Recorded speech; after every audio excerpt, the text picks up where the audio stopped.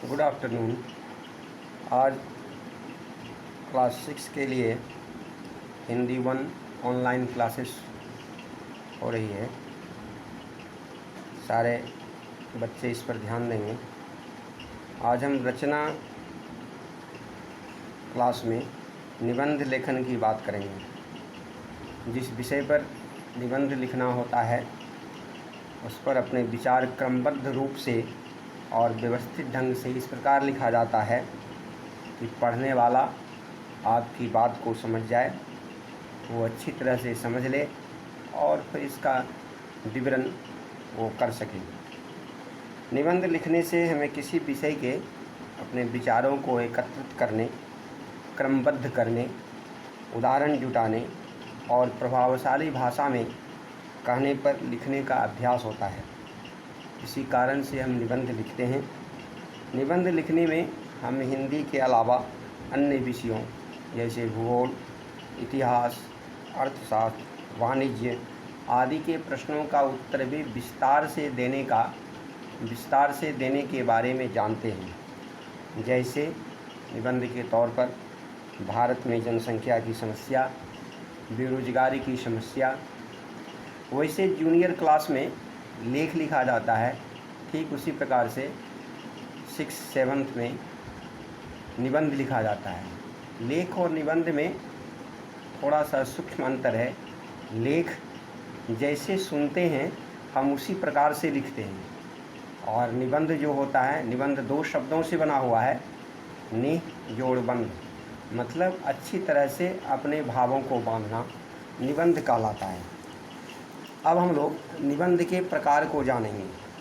निबंध के बारे में कहने से पहले ये कहा जा सकता है कि निबंध 3 प्रकार के होते हैं।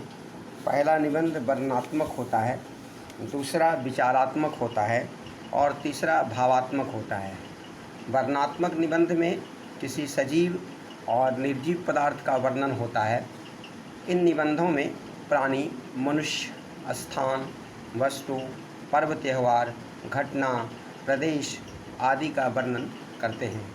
उदाहरण के लिए किसी यात्रा का वर्णन, कोई दर्शनीय स्थल का वर्णन, किसी खेल अथवा किसी पर्व जैसे दीपावली, ईद आदि विषयों पर निबंध लिखा जाता है तो विषय का वर्णन किया जाता है।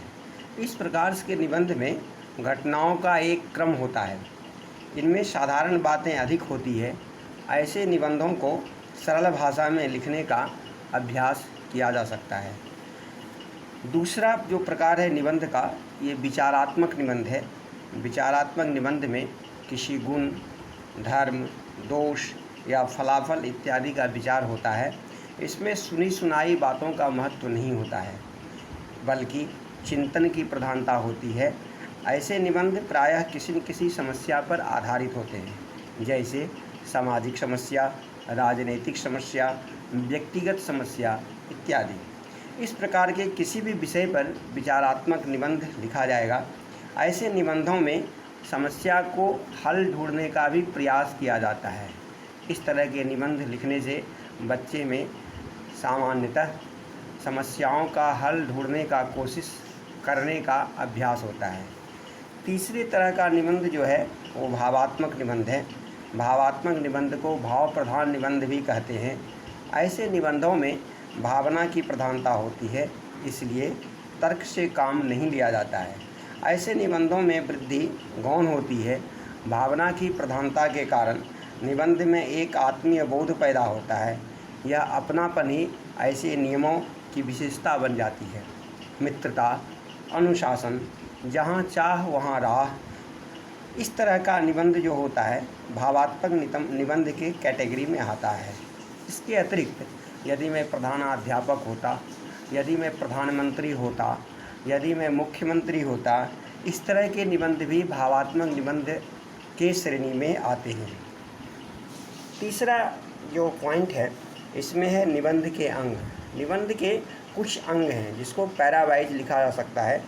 इसमें पहला अंग जो होता है भूमिका होता है, दूसरा अंग विषय वस्तु होता है, तीसरा जो अंग होता है वह उपसंहार होता है। भूमिका में निबंध को प्रारंभ किया जाता है। इसको परिचय भी कहते हैं।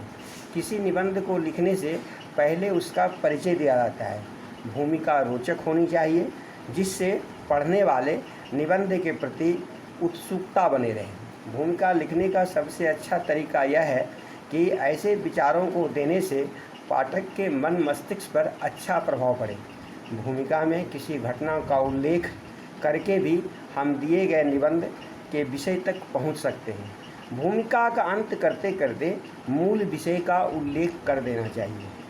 उदाहरण के लिए हम एक उदाहरण लेते हैं।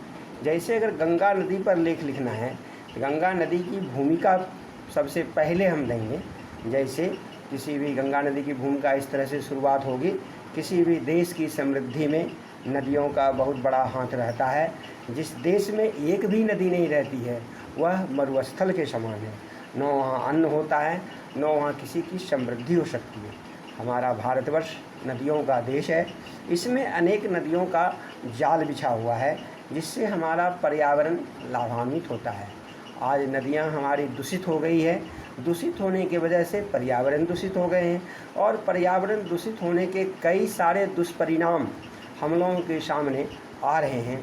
आज जो हम लोग जिस बीमारी को झेल रहे हैं, यह पर्यावरण के दुष्परिणाम का ही नतीजा है।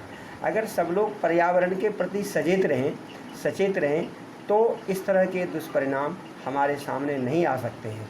लेकिन मनुष्य प्राणी जो भी है केवल